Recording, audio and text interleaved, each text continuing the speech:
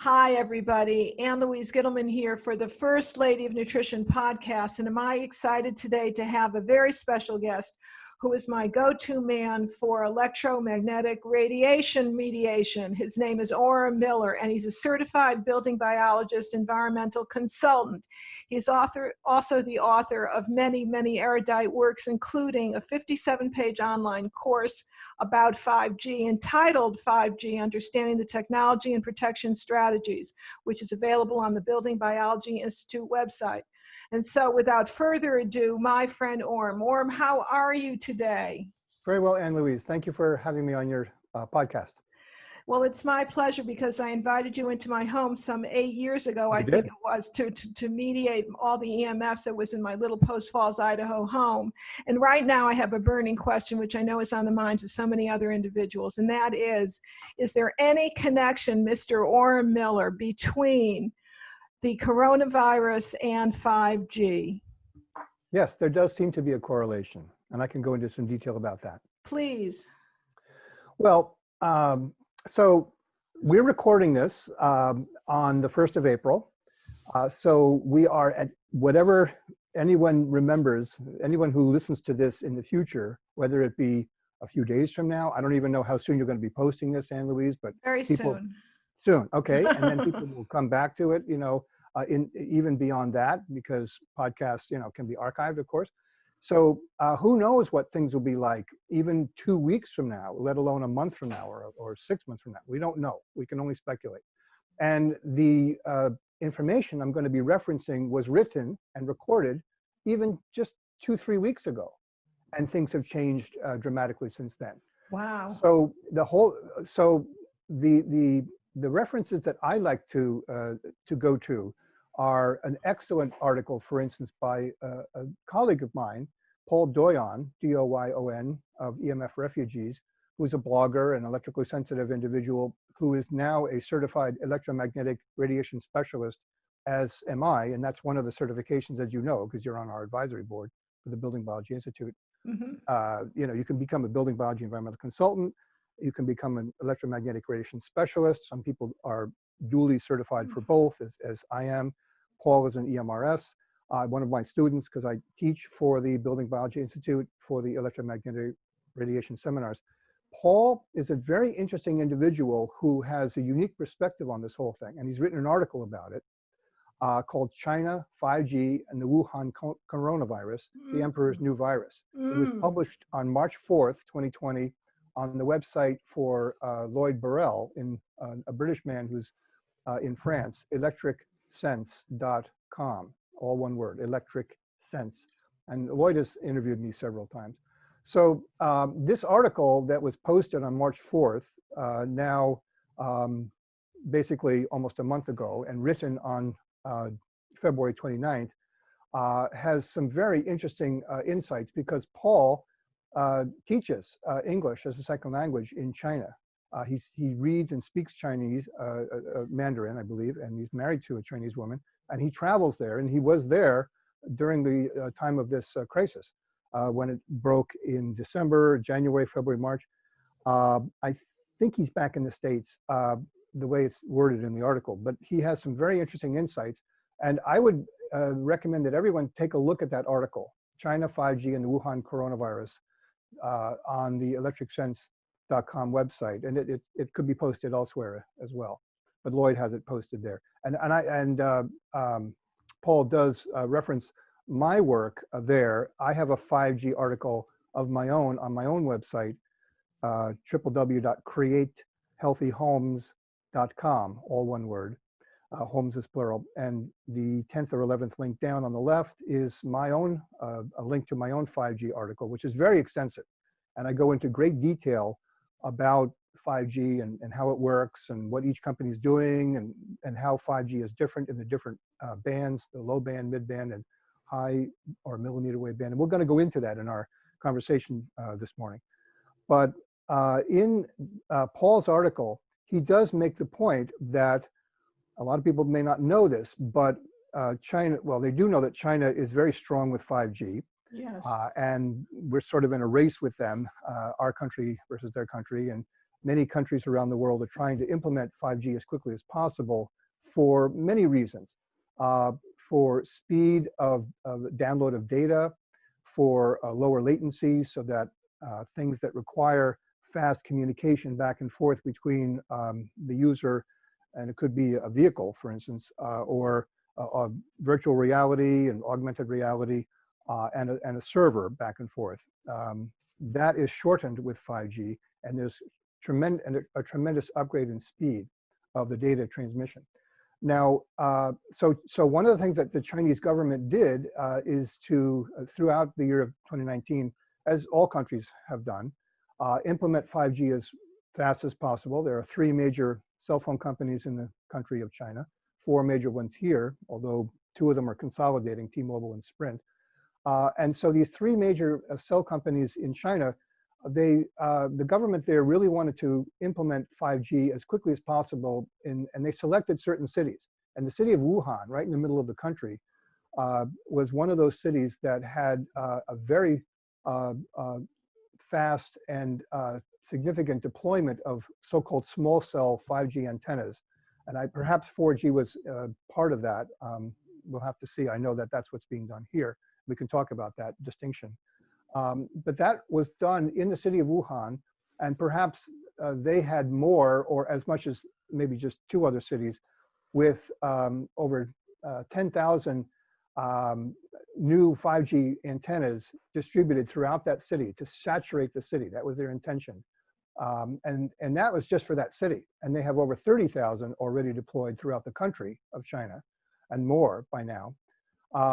And that was done in November, December, January, right about the time that the 5G, that the coronavirus pandemic took off in that city.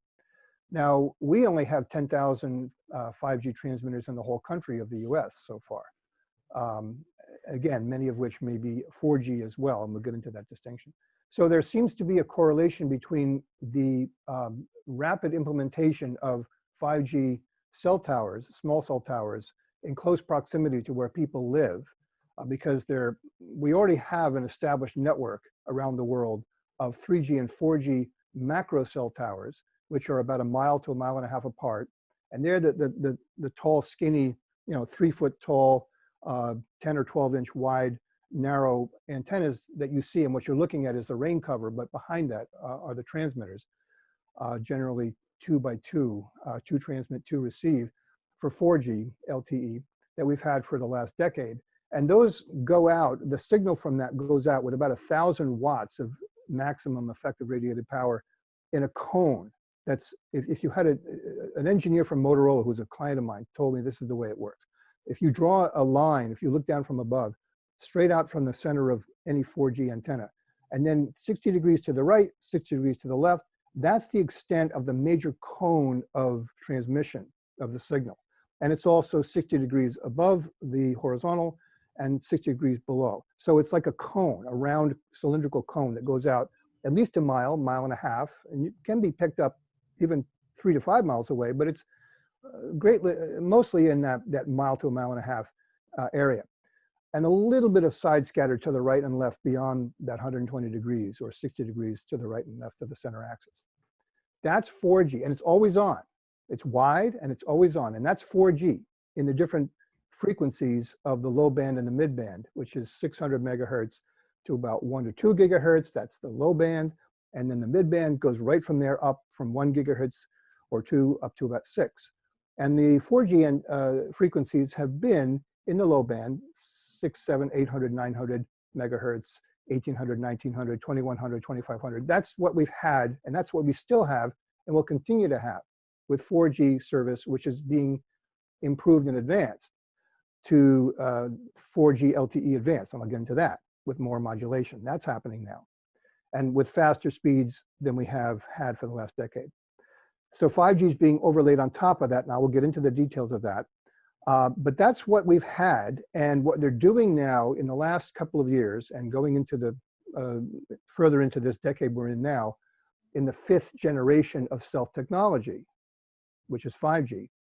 They're dropping in small cells in the streets, on lampposts and on buildings, in streets between the macro towers. So in the US, for instance, we have 300,000 macro towers, or have had 300,000, and they're still building more. Wow. Every mile to a mile and a half apart. Wow. They're dropping in, and that's 1,000 watts maximum effective radiated power. At least that's what it's listed as. And then you can see that on antenna search, 800 to 1,000 watts for the different sub-frequencies that you'll see with a cell tower for 4G. Now they're dropping in these small cell antennas, which are 10 to 100 watts. So they don't go as far, and they're every block or so, every 2 to 10 houses. That's the idea. And 4G and 5G are being installed there in the different frequency bands. And so that's augmenting and putting especially in the millimeter wave band, which is above 20 gigahertz, which we've not had before with 4G. There's no 4G up there, that's all 5G. But 5G is also being added in the low and mid band, and I'll get into that. So that's all being put in place. And that's what was really laid out on steroids in the city of Wuhan, in the center of China, and a couple of other cities that Paul mentions in his article.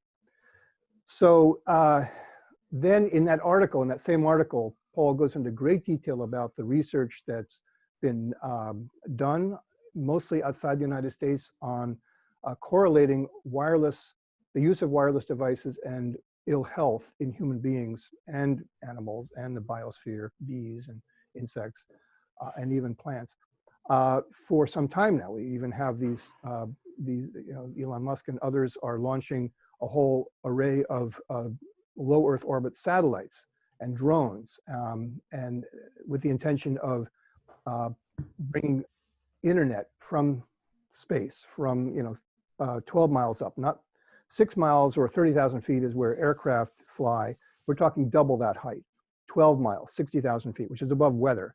And that's where the low Earth orbit satellites are being parked, and they're sending down signals onto the Earth. So that's adding to the soup, the electromagnetic soup that we have everywhere with that. But let me interrupt and just ask a quick question for those that may be new to this entire EMF quandary and soup that we're now being immersed in. Is there something more inherently more dangerous to the biological immune system with 5G than 4G? That's really what the question is. Yes. Okay. Yes. Can you address that really quickly and then continue on? Yes, I will. So it's important to understand, and I go into this in great detail in my article, my 5G article on createhealthyhomes.com. It turns out that with each generation of cell technology, what engineers are able to do is to accelerate what they're interested in is the download of data. And this is mostly for data. This is not so much for voice or texting, it's for data, which is, and everyone's turning or changing the use of their, whatever they do, they're not doing it on fixed computers anymore, laptops or desktops, with either Ethernet connections, which is what we recommend and what people did in the old days, or Wi-Fi in their homes or out and about, if they're at Starbucks or wherever. Everyone's shifting everything that they do, whether it's computing, web surfing, emails, apps, listening to music, communication, FaceTime, all of that is being done on their personal device, which would be their cell phone or maybe a tablet, and radio frequencies are always involved, although you can use hardwired connections. So we'll get into that hopefully today. And that's on my website. And Paul even has that in his article, China 5G and the Wuhan coronavirus, recommending, and Dr. Mercola in his book, and Lloyd Burrell in his book, EMF Practical Guide. They all have sections in there, and actually I contributed to the writing of those sections in Dr. Mercola's new book, EMF, and Lloyd's book, EMF Practical Guide. They both invited me to participate in the editing and compilation of information for their practical how to take care of yourself chapters in both of their books. And I have extensive information on that on my website.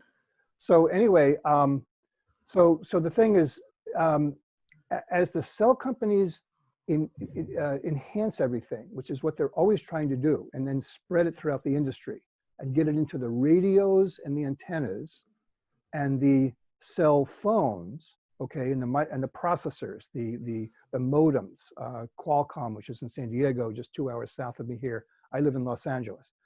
So Qualcomm is making microprocessors, modems that can handle the processing of the data in the phones that we carry around for Samsung and I think Apple has their own, but in any event, they're making them faster. And so the whole idea is to have faster speed in the same airspace, in the same frequency with the same power density, but that faster speed and lower latency is accomplished by technologies that increase modulation and polarization. And these changes, it wasn't good before, but it's worse now.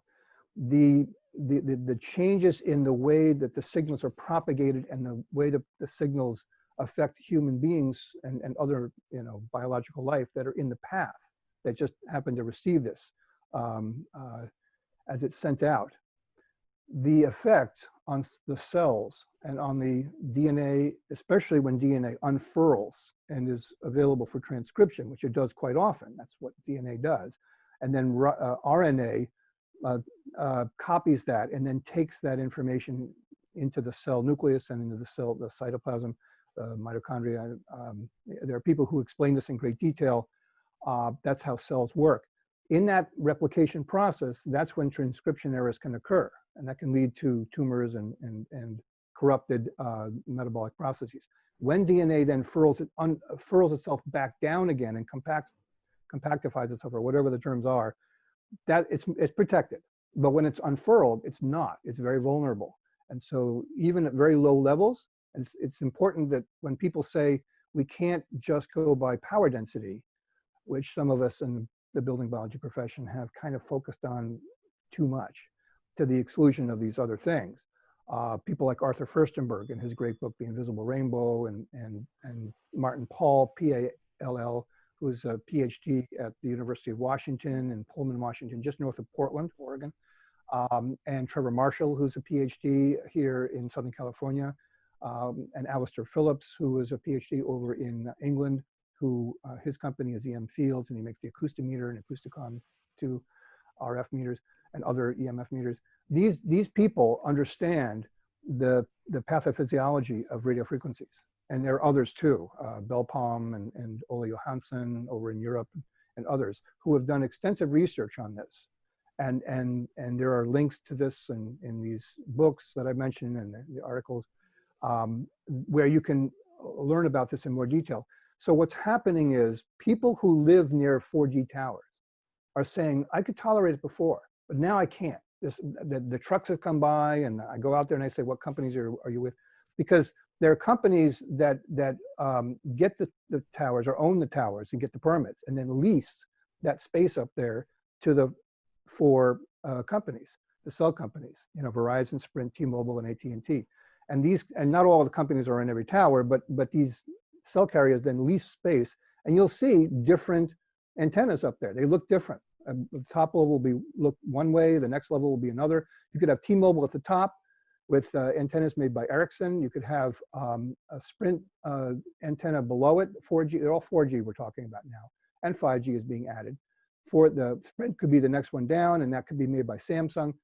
Now in Los Angeles here at the LA Convention Center, we have this meeting, this conference called Mobile World Congress America, which was held in Silicon Valley, and they moved it from Northern California to Southern California 2 years ago to be near the entertainment industry. So this whole conference is here now every October, and I've been there twice, in 2018 and 2019. I took 2 days off from my practice here in Los Angeles, and I went to the conference center and I attended lectures, and I got a pass, by attending these morning breakfast meetings where they have executives from Verizon and Cisco and Corning fiberglass and T-Mobile, and they're talking about all the advancements in 5G. So I'm writing furiously, taking notes, and then I walked around the exhibition space there, going to the booths for all the antenna manufacturers, Ericsson, Samsung, and Nokia, and then 3 out of the 4 cell companies were there. Verizon, Sprint, and T-Mobile. And I went to their booths and I talked to the engineers and the sales reps. And I said, what do you do? Tell me about this technology. I need to understand this. And the reason I did that is because people are constantly asking me every day, they're sending emails, how can I protect myself against 5G? What is it all about? Sure. Okay. And so my goal was to find out how the technology works, exactly how it works. And so I learned their lingo and I understood their processes more and more. And I read Fierce Wireless and what's another one? There are several that and I get every day I get a digest from Fierce Wireless with 5 new articles. And I scour these, and that's what led to the writing of that 57-page technical manual, which was published last May on the buildingbiologyinstitute.org website, which, by the way, you can get for free. It's $180 as a paid online course there, but they're offering through the middle of April that you can get 1 course for free during this time when everyone's sort of holed up in their homes through the buildingbiologyinstitute.org website. And you know, I asked 24 of my colleagues inside and outside the building biology profession to assist with that. But I've also been updating my own 5G article. I went back again to the same Mobile World Congress, they now call it Mobile World Congress Los Angeles conference last October of 2019. And a lot of the guys there recognized me from the year before. And now I could ask even more detailed questions. So what's happening is, I said, what's the difference between 4G and 5G here at the Ericsson booth for your T-Mobile antennas at 600 megahertz? Because I know you're not beamforming, because everyone who thinks about 5G, and Louise, thinks about these antennas that are going up in front of people's homes that are beamforming a signal. They have to beamform in order to get it to go through even just wood, let alone stucco or brick or any other siding and wall construction material. Because when you go up into the band that the 5G is being introduced at, which is above 20 gigahertz, which is called the millimeter wave band or the high band, we're above 20 gigahertz, and the wavelength is now a ½ inch or less, ½ inch to a ¼ inch, which is millimeters only, 3 to 5 millimeters. That's why they call it the millimeter wave band. And the characteristics of frequencies up there and waves up there is they don't get through walls at all, or even glass, especially with low emissivity, you know, this metal that they spray on there that is transparent. But if you look from the side, it has a greenish tint. And it's used a lot here in Southern California where the sun is strong to keep the sun's heat out of the rooms. So it's important. They say that that kind of glass just blocks 5G almost completely. Rain droplets do. If you think of it, if you have a satellite TV, dish or direct TV with a dish, you can't put that in an attic. It has to be on the roof. You can't have a sheetrock, or sorry, you can't have plywood, a roof and shingles above it because you wouldn't get the signal. It doesn't go through. The signal coming from the satellite at geostationary orbit, 22,000 miles above the equator, doesn't go through your roof. But if you put the antenna up on the roof, the dish, it will, as long as there are no trees in the way. But when it snows or rains, then the signal is pixelated and it doesn't look very good because the rain droplets will block it. And these are frequencies in the same gigahertz signals that we're talking about for 5G, 20 to 40 to 60 gigahertz. So we've been using those frequencies for satellite TV for decades.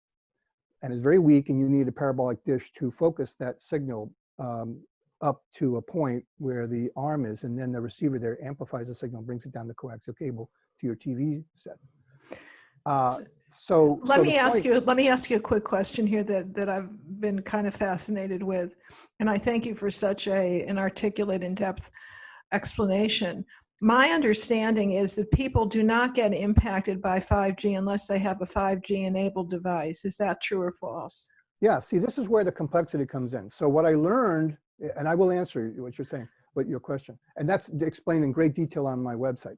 The answer to your question is it depends on which frequency band we're talking about.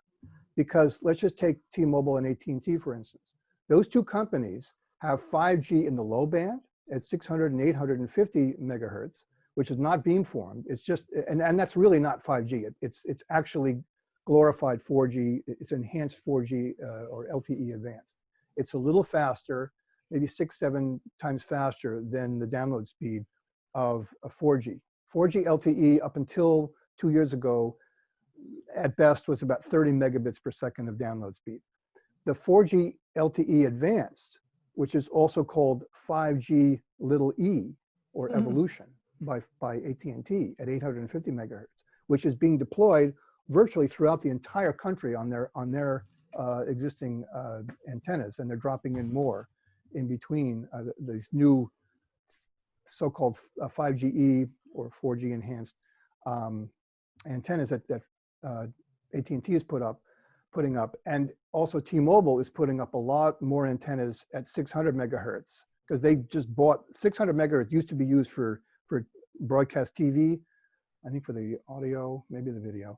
And so that's been scrapped because we're all digital TV now. And so that was bought by T-Mobile 2-3 years ago, and they're deploying their countrywide low band 5G service, which is again, maybe now 200, 300 megabits per second. That's about the best they can do, but they have good coverage. And those frequencies at 600, 700, 800 megahertz, the wavelength is maybe 12 to 15 inches. So that goes through walls easily. Now we can measure it with our radio frequency meters, and we can block it with Y-Shield paint, this carbon-based paint, or Cooper Coat paint, and Protect copper mesh material that you can put on your walls or in your walls. There's also aluminum building foil, and even fabrics. All the fabrics that have the weave, and even for that matter, just regular aluminum or steel insect screen and veil shield curtains, and window film. All of this stuff will block all of the signals, whether it's 4G or 5G, in the low to mid band. Okay, up to about 6 gigahertz. Now, from 6 gigahertz up to 20 gigahertz, there are a lot of transmitters out there, but they're not cell, and not in America. They're aviation, military, radar, satellite. We don't get cell service again until you get up into the millimeter wave band, the high band above 20, 24 gigahertz. And that's where you pick up with this new 5G. But everyone thinks that that's all that 5G is up there. And because the signals are so short, the wavelength is so short, they have to beamform it in order to get it to go through a typical wall. You don't need Y-Shield paint or any of these fabrics or paints to block 5G in the millimeter wave band if they didn't beamform it, but they do beamform it. So beamforming involves little antennas, like 8 across and 8 down. So you have 64 antennas in an antenna that has a cover over it, and it looks like a pizza box. It's about 2 feet wide by it's a 2-foot square thing, or a little bit rectangular. And if you go to my website, createhealthyhomes.com, go to the 5G article, and then download the 13-page synopsis PDF that I have, you'll see some photos in there of what these antennas look like. Because I took pictures at the trade show at the LA Convention Center. So these 64 antennas, they use phase array, which has been used for decades by the military. And what they do is they shape the signal that goes out from all 64 antennas so that they focus down and to the left or up and to the right, wherever they need to focus it. And what they do is that 120-degree cone that I talked about earlier is sliced into 10 or 12 zones.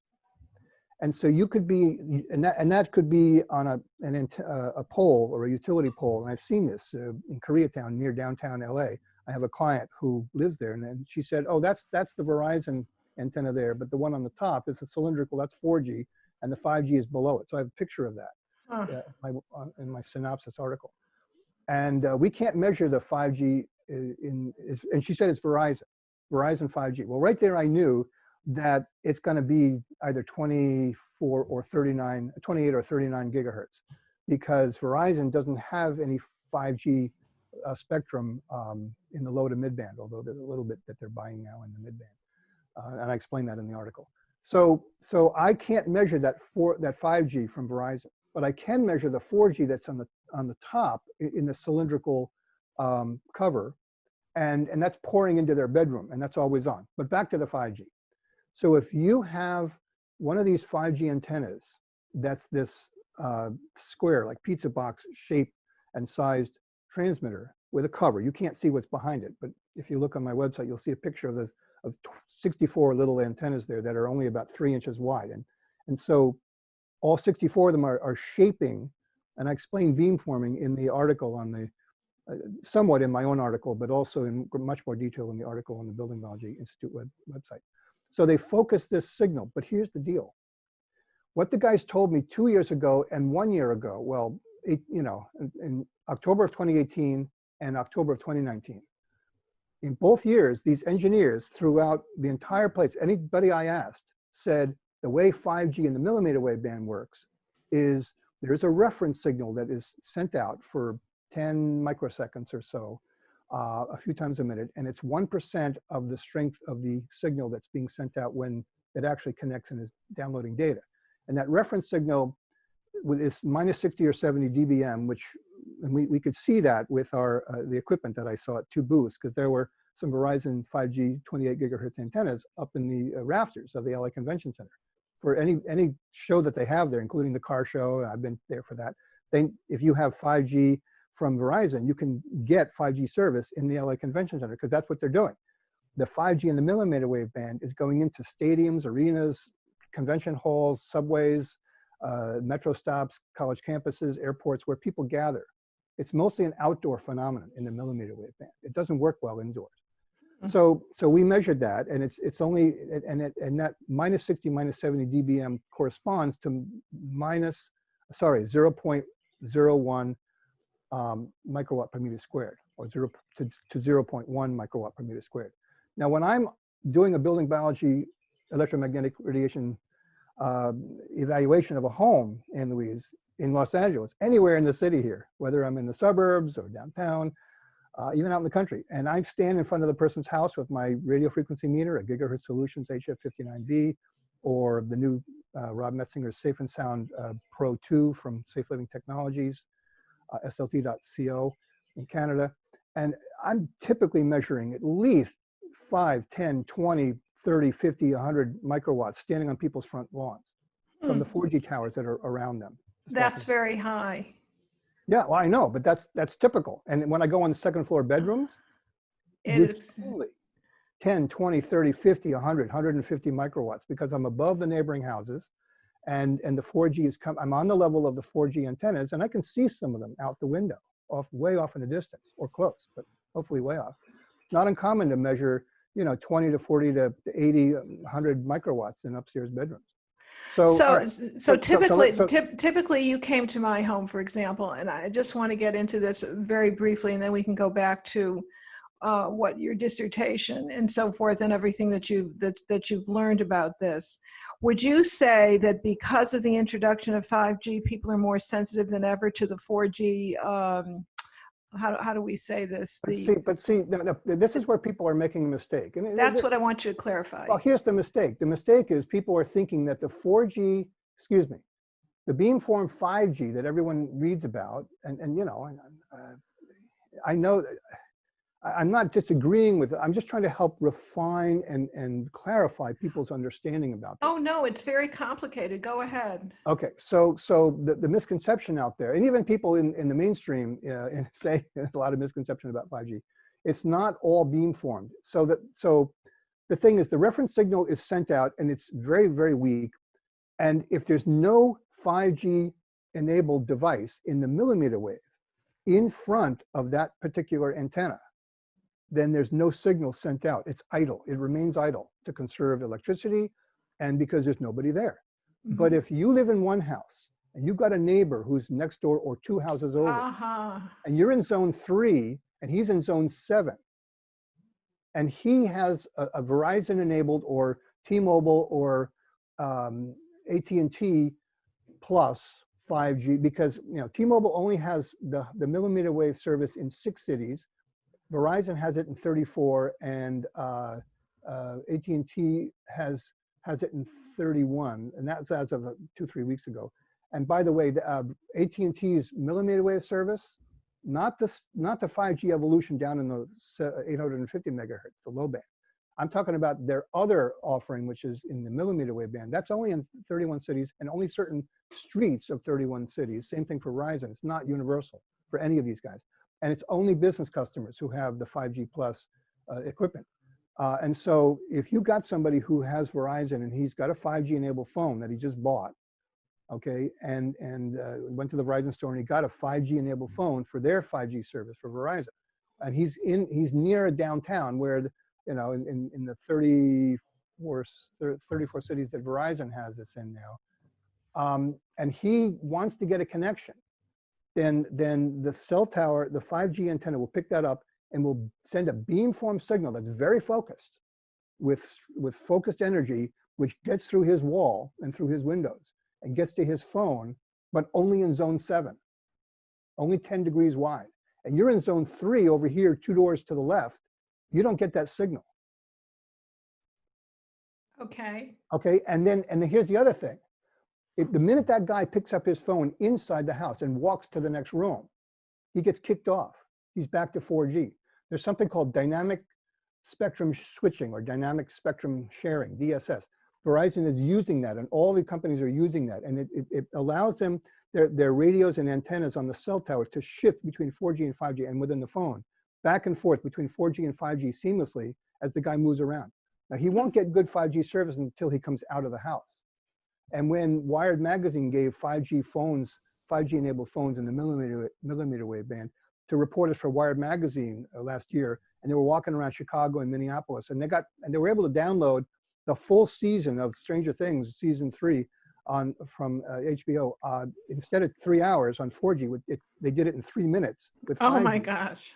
As long as they were outside. And then one guy said the minute he walked into a bakery, he got kicked back to 4G. So 5G in the millimeter wave doesn't even work inside houses. And you're going to be on Wi-Fi anyway for the guy who's 2 doors down. He's on Wi-Fi most of the time for his data. So some 5G, it's mostly an urban thing. It's when you're outdoors in these environments, not now, but when we get out again, that's where 5G comes into play in the millimeter wave band. So okay, here's the danger, Louise. Here's the problem. The antenna up on the top, which is 4G, more of those are going in, as well as the low band 5G, which is really enhanced, 4G enhanced, 4G LTE advanced. Those antennas are always on, they're 120 degrees, and I was picking that up in this guy's bedroom because because the tower or the utility pole, the light pole outside of his house had both. And a lot of the 5G activists in Northern California, I'm in California, so I pay attention mostly to what these guys say out here. So there are people up in north of San Francisco, and then 5G activists in Orange County, clients of mine. This one lady in Orange County, she said, I've gone to City Hall and I've talked to the people there, and most of the permits on file are for 4G, not 5G. Because again, most of the deployment is this enhanced 4G, and it's more modulated. The signal that's coming out of it with carrier aggregation, they've gone from 2 to 4 MIMO, multiple input, multiple output. They've gone to 256 quadrature amplitude modulation. These are all technologies that shape the signal and pulse it and make it more digital and more biologically active. And that's where Dr. Martin Pall and Trevor Marshall and others are talking about, and Ola Johansson, talking about the effects on people's bodies. And Dr. Mercola and Arthur Furstenberg, they're all talking about the modulation effects on people's bodies. And can you review what some of them are for our very interested, health-minded listeners? Well, I would defer to those sources. Our dear Martin Blank, who passed away, he said, I know him because he came and spoke to the building biology profession. And he said to us, and he also came to Los Angeles and spoke, as have I several times, at the Cancer Control Society. And he said, I was a skeptic as a professor at Columbia University until I did my own research on not 5G, this is before that, but on 3G, 4G, radio well, waves. yeah, all of it. And he said, when he saw the DNA fragmentation. That's right. That's what he was so well known for. And I was a panelist with him. Well, actually, right after him, there Camila Reese put together two Who is a panels. wonderful activist in her own right. Yes, yes. And so at the Left Forum, when it was in New York City, or it may still be, 3 years ago, I was invited to speak in the afternoon from noon till 2 on EMF pollution solutions. But prior to that, from noon till 10 till noon, we had Martin Paul, Martin Blank, David Carpenter of the Bioinitiative Report, and one other gentleman who spoke about the research. And so I was sitting there listening to them, and then I got up after them and was one of the panelists for the solutions in the afternoon with Emil de Toffel, CMF, and Patty Wood from the activists in New York State. And basically, Martin Paul and Martin Blank talked about the DNA fragmentation. They talked about well, Martin Paul's work is, he's the PhD here at University of Washington. Voltage-gated calcium channels. Yes, yes, I wanted you to touch on that, if you will. Well, it turns out that, from what I understand, all cells, and Dr. George Carlo talks about this too. He came to the Building Biology Conference in 2008, 12 years ago. And basically, what these gentlemen are saying is that all cells have receptors in the membrane that receive nutrients in and waste products out, and they're modulated, and the flow of information and nutrients in and out of the cell is modulated through these voltage, these gates, and they're controlled or modulated through ions that are positively and negatively charged. And the voltage, and calcium has a lot to do with this. So they're called voltage-gated calcium channels.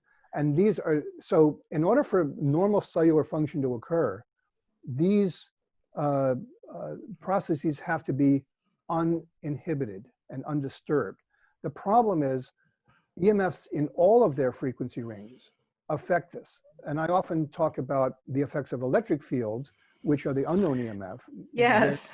They're down at 60 cycles per second. So everyone remembers magnetic fields from house wiring, which we don't have as long as we have the current flowing, whatever current flows on the hot, 3 amps going one way, and then we have current going the other way on the neutral wire. But if it's exactly the same amount of current, and then the epicenter of the magnetic fields are right next to each other, and these fields are going in opposite directions because the flow of the magnetic flux field around a single hot wire, goes clockwise as you look from behind. So if you have current going out, you know, in your overnight or during the day in the wires in your walls on the hot wire, you'll have a magnetic field that can extend 10 feet into the room. But if you have the same amount of current going on the neutral wire coming back from the light bulbs or the motor, because current has to flow out and back, and there's no voltage on that with that, only on the hot wire, but not on the return wire, but there's current, and the current causes a magnetic field, but those two fields superimpose and they cancel, unless you have a wiring error. And many of the homes in Southern California have them, half of the homes, and have wiring errors. We can fix those with the work of electricians, fixing wiring errors to get rid of magnetic fields. But the electric fields come from the voltage in the hot wire. And I tell people, even when you turn your lights off at night, you still have an electric field coming out 6 to 8 feet from the 120 volts on the hot wire, just like the pressure of a garden hose when you open the spigot, but you let go of the nozzle, you feel a kick because there's still 80 pounds of pressure, water pressure in that hose, even though there's no flow anymore. That's the same deal with 120 volts of electrical pressure up to the switch of the lamp. And so there's an electric field coming out 6 to 8 feet from your lamp cord, as well as from the cord in the wall, if it's plastic Romex circuits in your wall. And every bed is within 6 or 8 feet of these circuits. So right. You have to flip off the breaker to get rid of that. And we have an EMF kill switch. You can get that equipment from Safe Living Technologies or Dan Evison at Sleep Safe. He's got a new name for his company. It's an EMF Sleep Safe switch in Oregon. A great product that he's put together. It's a package. It's approved by UL, as are the components that are sold by Safe Living Technology. So would you say that the EMF kill switch or something comparable is one of the best ways to protect from any of the EMF fields? Would that be something you the electric field in particular, because which nobody recognizes, yes. Right. So I have a lot of people who say, Oram, I'm doing everything right. I'm shutting off my Wi-Fi at night, and that's a red flag, because what about the daytime? And I, Yes. and I have, dirty electricity filters from Stetzer or Greenwave plugged in all over my house. I've opted out of my smart meter. I've got a home harmonizer plugged in, which is good. And I have chips and pendants on my cell phones. Why do I still not feel well? Or could I do better? And the answer is yes. They're not recognizing the magnetic fields from the wiring errors that may be present or present on the water pipe coming in from the street. They're not recognizing the indoor sources of radio frequencies. They're only focusing on what they read, which is— Well, what would be the indoor sources of radio frequencies, for example? and I say this with great respect. I'm not trying to criticize anybody for focusing on cell towers, fourth generation. No. We need to know. What would they be? Well, and okay, so people call me up and say, Oram, I've got 5G right in my house. It's on my router, 5G, and they're panicked. I say, oh, that's shorthand for fifth. It's not fifth generation, not 5 for fifth and G for generation cell technology. It's 5.8 gigahertz. It's the same number, and then the G for gigahertz instead of generation. Oh. It's an unlicensed technology or frequency that the FCC has given to the manufacturers of cell phones, cordless telephones, and a Wi-Fi, where they've shared 2.4 gigahertz, which is one unlicensed frequency, and then a few years later, 5.8 came out, and now they use the new generation of cordless telephones are DECT 6.0, which is just, the 6.0 is just a marketing number. It's actually 1.9 gigahertz. And then we have, so that's Wi-Fi. Now, Wi-Fi is a heavily modulated frequency. It's very harmful. And I have a father here in Los Angeles who said, well, you've convinced me to move the Wi-Fi router, which is always on, from the closet on the second floor here, next to my daughter's bedroom. We're going to move it to the garage. And we're good now, right? And I said, well, I hadn't finished explaining to him everything that I normally tell people, in the introduction, before we go around the house and look at the EMFs and come up with solutions and show them how high the levels really are, because they're all invisible and silent and odorless, unlike cigarette smoke.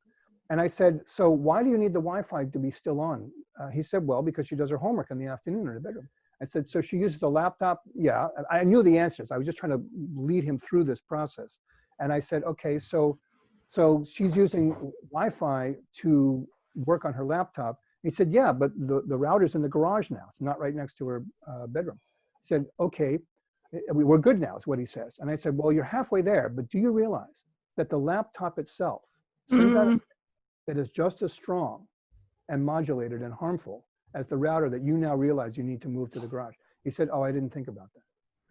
And other people say to me, we've spent all day figuring out how to hardwire our components here, our telephones, our internet, our streaming TV, our thermostat, our baby monitors, security system, surveillance cameras. But look, I've got 10 to 12 networks still pouring into my house from my neighbors across the yard. I'm being blasted by them, aren't I? And I said, well, turn off your phone and let me show you again with my radio frequency meter or detector that your levels are not in the hundreds and thousands that they were earlier today, when I first got here, before we made these changes that you weren't aware of, but you were feeling or you wanted to get rid of. We're down to 4, We're below the recommended level of 10 microwatts per meter squared for sleeping areas, which is the slight level, according to the building biology profession. And he said, well, how could it be that I'm still getting 12 networks? And the answer is, these devices that everyone uses are sophisticated enough that they can connect to a signal that has gotten so low that it's less than 1 microwatt. It could be a 1/10 of a microwatt per meter squared, which is safe for almost everyone, including electrically sensitive people. And still, some would argue it's still too high for them, but I get that. But for the vast majority of people, that's okay. And that phone can connect to that signal if you had the password.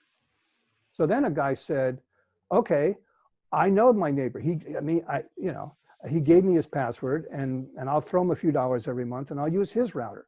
I'd say, well, all right, but what about the signal that comes from your device in front of you when you connect to his router in the next house? Oh, I didn't think about that. You see, people are not focusing on the things in their pockets, on their bedside table, on their desk, on their kitchen counter. You know, so they need to pay attention to this. Another lady said, Oram, you've got to help me with that cell tower out the window there. So we went in the backyard, and this is in a rural area, and it wasn't that strong because it was pointing in another direction. It was Oh. not many people were there. It was 150 microwatts. But we went, and inside the house, in her kitchen, it was even like 20 or 30. But we went into her office, and it was like 40 to 60 to 100,000. I said, your router's on. She said, well, and I said, you've got an Ethernet cable between your computer and your router. Why do you need Wi-Fi? Well, my husband does the finances, bookkeeping once a week in the, you know, with his laptop over in the kitchen or dining room table, and we just keep it on. I said, well, you're concerned about that cell tower out there, and look at the how high the signals. They just don't know. No. Because they don't have a meter. It makes no noise. It's invisible, odorless. And the majority of people don't feel anything or don't feel the symptoms. They don't know that the symptoms they're feeling off and on or continuously are related to the EMF. So you provide on-site mediation or remediation, I guess is what it's called. Can you do this one? Yeah. It's mitigation, better terminology here. So can you also offer long distance healthy home? All right, so how do people get in touch with you for that?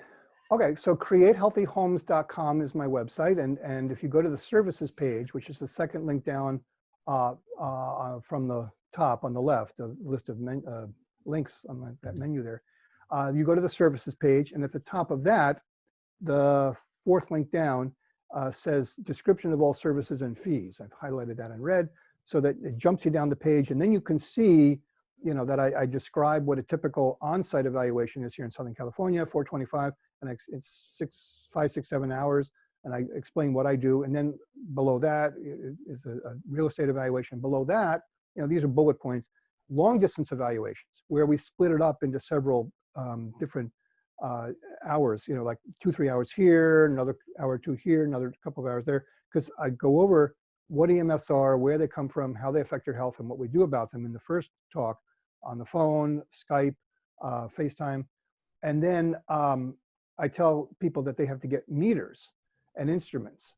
And I tell them which one, you know, so they, depending on their budget, so they can then order them. And then I instruct them how to take these readings and to go through their home and then give me the data. And then based on that, I can guide them in how to help themselves as if I was there, or we may need to bring in an electrician. I've been doing that for years for people who don't have a building biologist near them.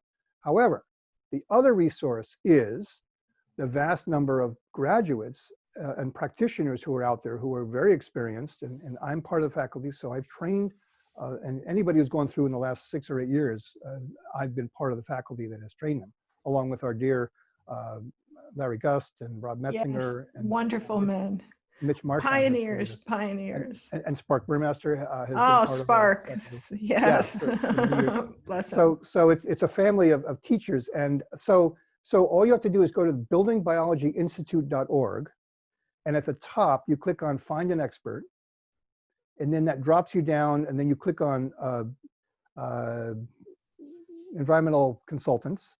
And then we've split up the table that we had into those who have the EMRS certification, which is electromagnetic radiation specialist, which is a separate list now from building biology environmental consultant. But there are people who, everybody learns EMFs in both groups. It's just the EMRSs go deeper and more advanced. And many people like myself and many others are duly certified. So look on both lists. And then when you get on those lists, all the photographs and the names are alphabetized by state and province. And then you can click and see a description and then go to their websites. So we have a whole army of building biologists throughout the US and Canada. And, you know, and since we're all in quarantine and at home, I think this is a wonderful time to visit your website again. And let me repeat it as we sign off, createhealthyhomes.com, and also to check out the 57-page online course on 5G that you wrote entitled 5G, Understanding the Technology and Protection Strategies, which is available on the Building Biology Institute website. So I want to just... Under courses, you click on courses, and then you get a drop-down menu, click on the electromagnetic radiation topic, which is the second one, And on that page, you have 10 different articles, and the 5G one that I helped write, that I was the primary writer for, is the third one down. And you have a choice of one for free. Yes, that's what I wanted to reinstate. So say that once again. You've got until what date, Orm, so we get this podcast up quickly? Till April 15th. They might extend it, I don't know. But right now, as it stands now, up until April 15th, they are offering anybody who signs up, the first course is free. So if you choose that one, then that'll be the free one you get. Yes, and so that's a very extensive document. And then I have a lot of information on the 5G article on my own website, createhealthyhomes.com, going into great detail about the different frequency bands, what each company is doing, a lot of links there. So a lot more information that we didn't have time to go into this morning, but I appreciate the invitation and the offer to talk about this for your listeners.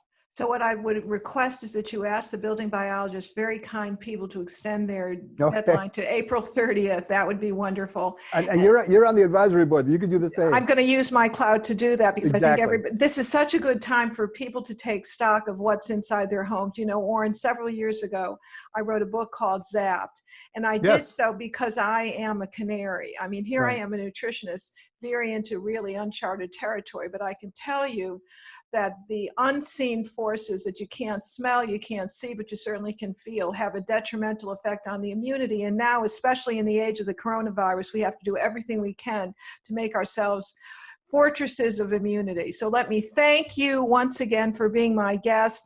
I want to say thank you to Oram Miller. Visit him again. Please give us the name of your website one more time. www.createhealthyhomes.com. Love it. And I want to thank you on behalf of First Lady of Nutrition podcast. Thank you, everybody, for listening. I hope you enjoy this. Come and visit with us again. See you soon. Bye-bye for now. Bye-bye for now. Bye-bye for now. Bye-bye for now. Bye-bye for now. Bye-bye for now. Bye-bye.